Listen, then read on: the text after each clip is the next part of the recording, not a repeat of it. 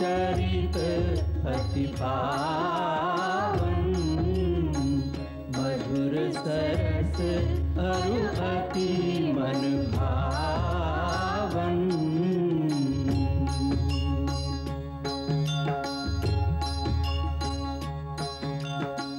पुनि पुनि कितने हो सुने सुनाए, ये की प्यास बुझत न बुझाए।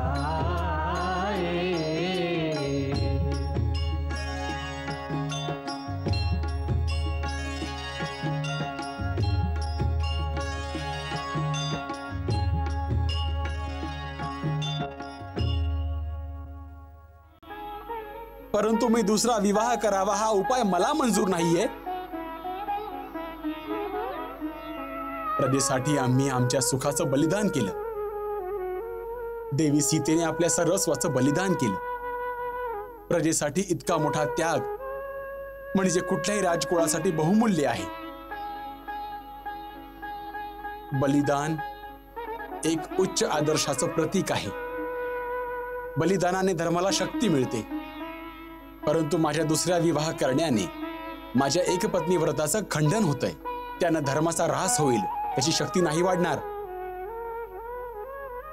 महाराज, याने धर्मसंकट निर्माण होईल।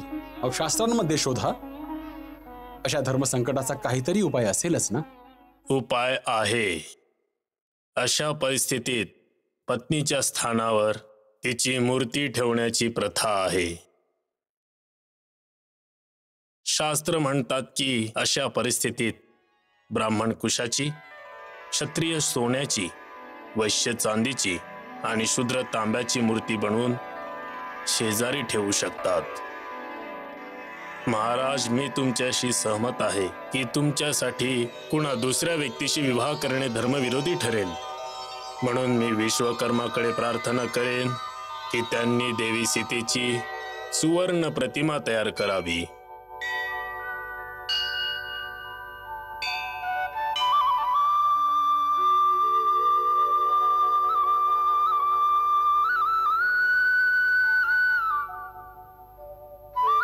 काय महाराणी सीतेची सुवर्ण मूर्ती बनवणार आहेत? हो, जेव्हा महाराजांनी दुसरा विवाह करणे मान्य नाही केलं तेव्हा गुरुदेवांनी असा उपाय शोधला की सुवर्ण मूर्तीच बनवा।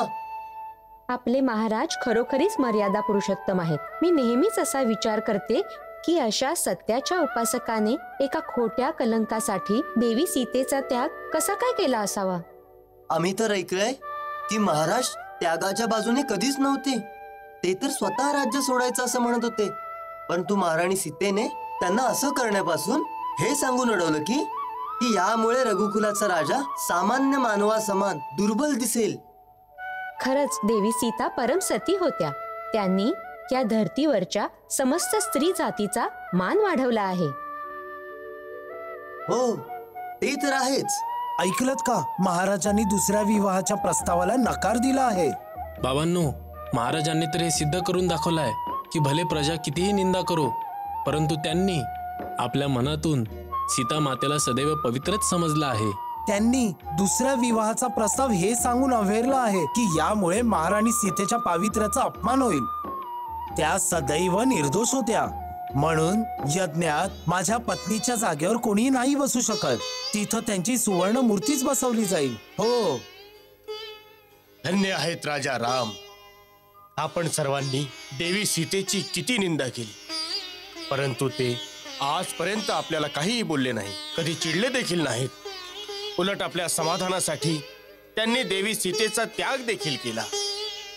परंतु आज त्यांच्या ह्या वागण्यावरून समजतंय की ते आतून किती दुःखी झाले असतील।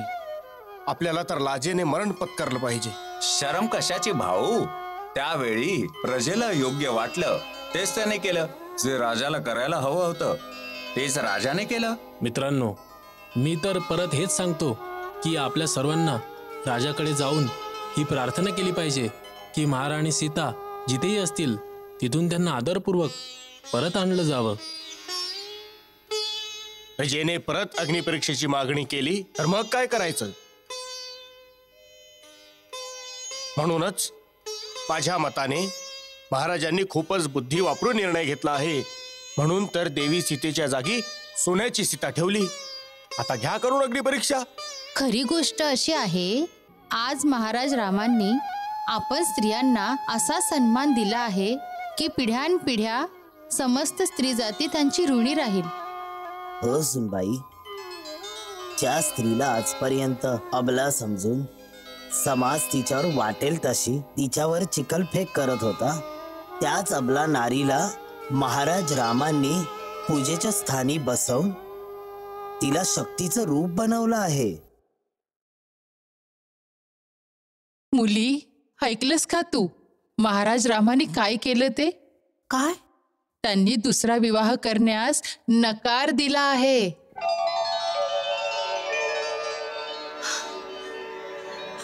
हो का? हो.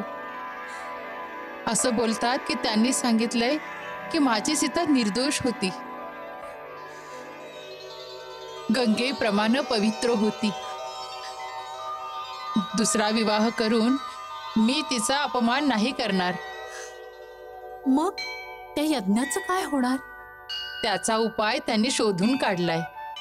काय? त्यांचं म्हणणं आहे की पत्नीच्या स्थानावर सीतेची सुवर्ण मूर्ती यज्ञाच्या ठिकाणी त्यांच्या शेजारी बसेल. इतके महान राजा राम ज्या पत्नीवर सारे प्रजेने आरोप लावले, त्या पत्नीला आपल्या हृदय सिंहासनावरून कधीही नाही उतरवलं. ही त्यांची महानता आहे, अन्यथा ती पत्नी या सन्मानाच्या योग्य नव्हती.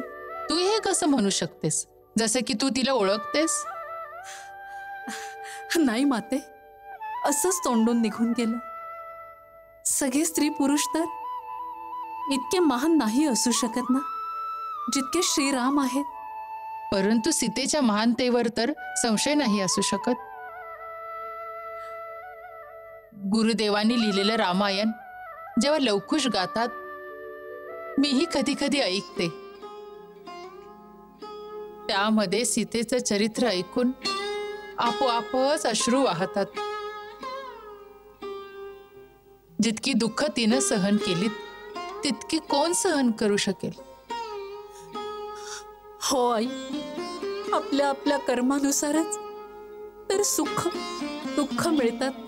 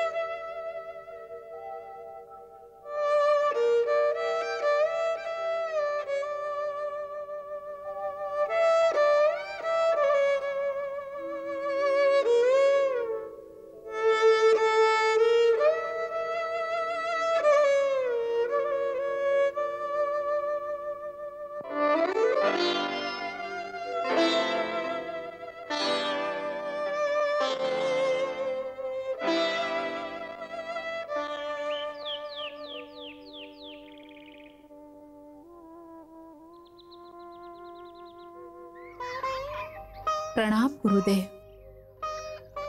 कल्याण वस्तू. बस मुली.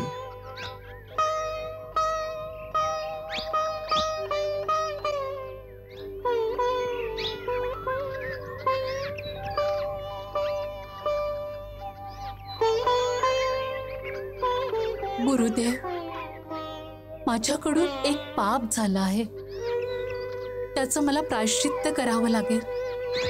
त्यासाठी मला काही उचित उपाय सांगा, मला मार्गदर्शन करा. मुली, तुझं नाव घेताच समस्त पापांचा नाश होतो. मग तुझ्या हातून पाप कसा होऊ शकतो? काय पाप केलं आहेस तू? मी पतीवर खोटा संशय घेतला आहे. त्यांची उदारता तर पहा, साऱ्या जगानं माझ्यावर कलंक लावला, पण त्यांनी माझ्या कधी पवित्रतेवर कणभरही संदेह केला नाही.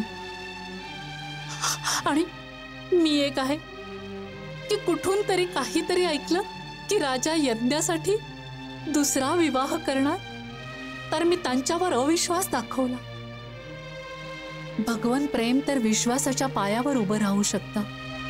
आपल्या स्वामींच्या प्रती माझ्या मनात जी संशयाची सूक्ष्म रेषा आली होती, त्या पापाचं जर मी प्रायश्चित्त केलं नाही तर त्यांच्या अनन्य प्रेमाच्या अधिकारात कशी राहू शकेन. म्हणून मला काहीतरी प्रायश्चित्त सांगा, ज्यानं माझं कल्याण होईल. तू धन्य आहेस मुली, आणि धन्य आहे तुझं सतीत्व. तुझ्या इच्छेनुसार संयोगकरण व्रताची विधी मी तुला सांगेन. या अनुष्ठानाने समस्त दोषांचे निवारण होईल आणि तुला अतिशीघ्र पतीचे दर्शन देखील होईल.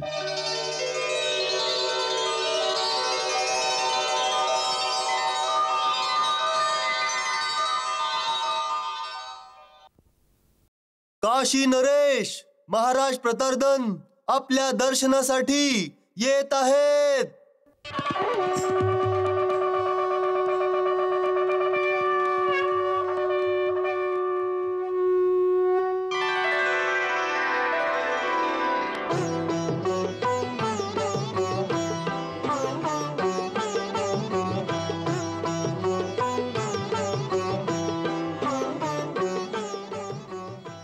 हे काशी नरेश, आपलं अयोध्येत स्वागत आहे. आपल्या आगमनाने आम्ही कृतार्थ झालो. प्रभूजी, हे तर आमचं अहोभाग्य आहे की या शुभ कार्यासाठी अयोध्यापती आपल्या ह्या दासाला विसरले नाहीत.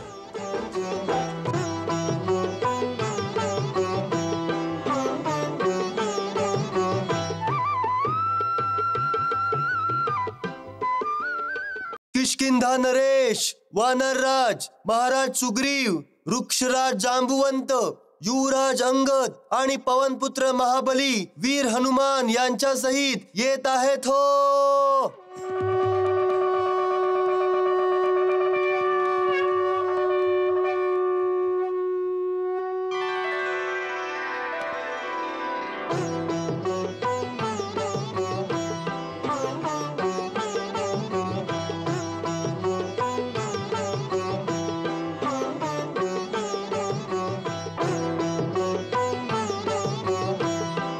सख्या, तुझ्या येण्यानं माझं मन प्रफुल्लित झालं आहे.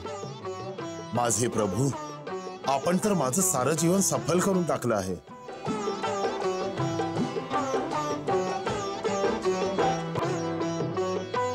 वृक्षराज, आपण इथं येऊन आम्हाला कृतकृत्य केलं आहे. महाराज राम, आपल्या केवळ दर्शनानेच प्राणी निष्पाप होऊन जातात. म्हणून तर कृतकृत्य तर मी होऊन गेलो आहे.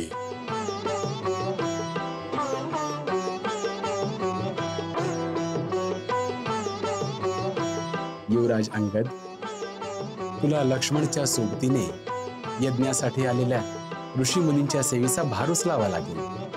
माझे अहोभाग्य की तुम्ही मला या योग्यतेचं समजलात. राक्षसराज कुलमणी, लंकाधिपती महाराज बिभीषण येत आहेत हो.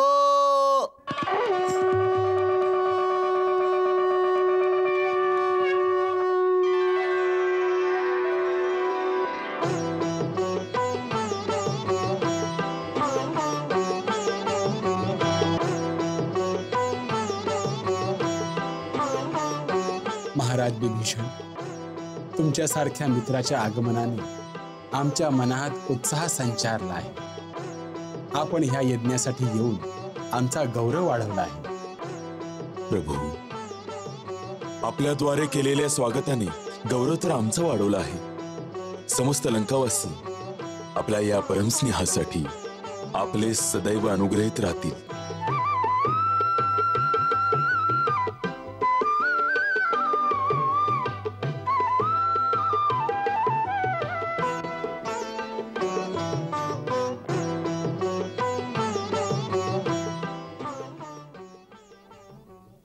महाराजांचे अनुज रघुकुलमणी वीर प्रतापी मधुरा नरेश राजा शत्रुघ्न येत आहेत हो.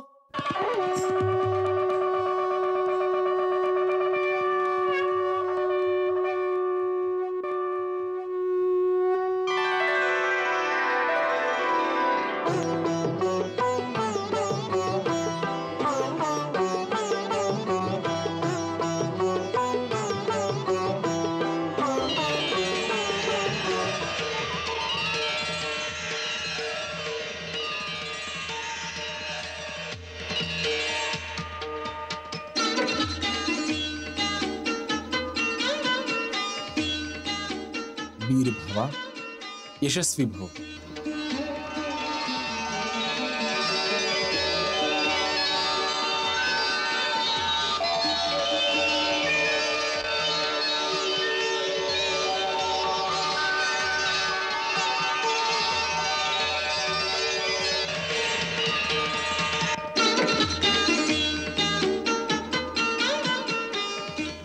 आयुष्यमान भव.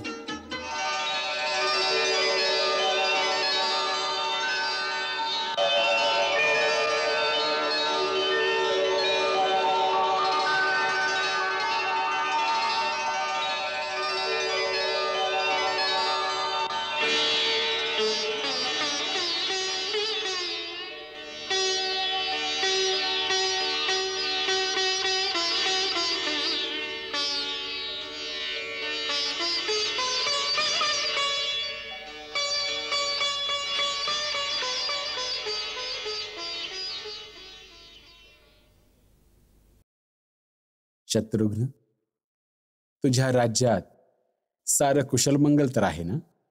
जे राज्य तुमच्या छत्रछायेत वाढत असेल तिथं तर अमंगल होऊच शकत नाही. आम्ही तुमच्या दोन्ही पुत्रांना भेटू इच्छितो. कुठं आहेत ते? ते दोघंही आपल्या आईसोबत राणी वशात गेले आहेत, मोठ्या आईचे चरणवंदन करण्यासाठी. आपणही तिथेच जाऊयात.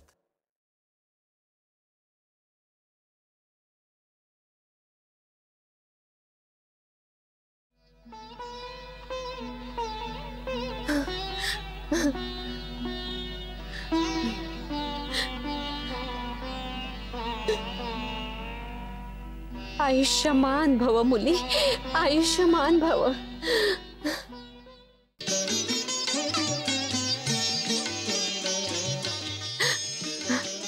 अरे उठा उठा उठा.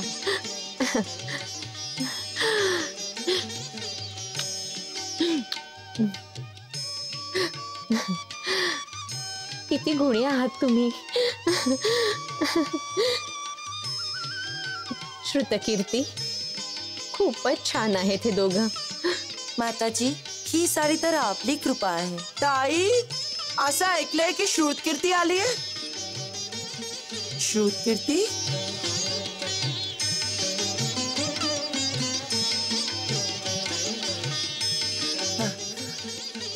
अखंड सौभाग्यवती भव. सुबाहू, श्रुतसेन, आजीला प्रणाम करा मुलांनो. उठा. आयुष्मान भव. ताई,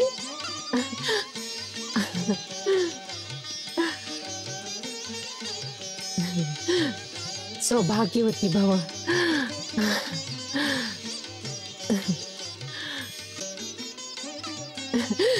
बस बस बस, उठा.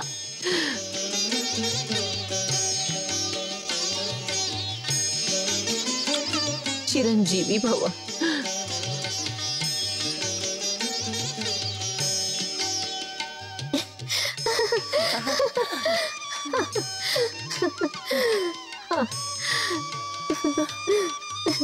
श्रुतकीर्ती, आमची आठवण नाही का ग येत? तू मधुरेची राणी काय बनलीस? आम्हाला तर विसरूनच गेलीस. नाही ताई, मी तिथं जाऊन किती एकटी पडले आहे याचा तुम्हाला अंदाजही नसेल. अयोध्येला येण्याची किती इच्छा व्हायची, पण हे काय मला म्हणायचे की महाराजांचा आदेश नाहीये. आज्ञेशिवाय अयोध्येला नाही जाऊ शकत. खरं बोलते बिचारी. राजधर्माच्या बाबतीत राम खूपच कठोर आहे. मला माहितीये त्यांनी शत्रुघ्नाला अयोध्येला येण्यापासून वारंवार अडवलं असेल. चला आता तर घरी आले ना.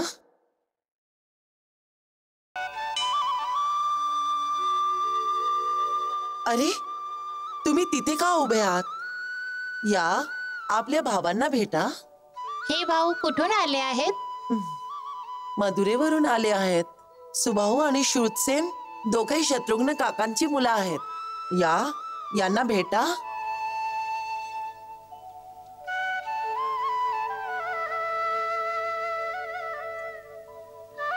या ना.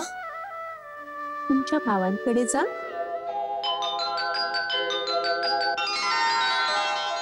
हे पहा, हे तक्ष आणि पुष्कल दोघही भरत काकांची मुलं आहेत. अंगद आणि चंद्रकेतू लक्ष्मण काकांची मुलं आहेत. आणि हे सुबाहू आणि श्रुतसेन दोघं शत्रुघ्न काकांची मुलं आहेत.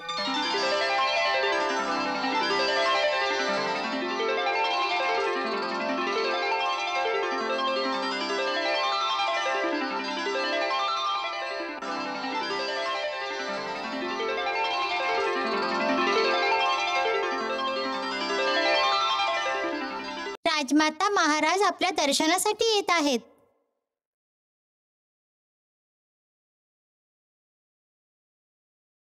मंगल भवन अमंगल हारी, रहो सुदशरथ अजिर बिहारी.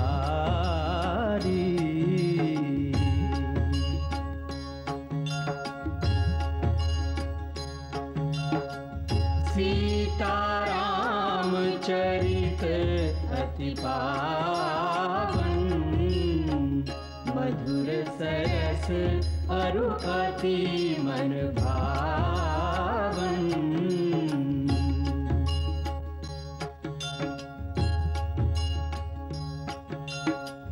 पुनि पुनि कितने हो सुने सुनाए, की प्यास बुझत न बुझाए.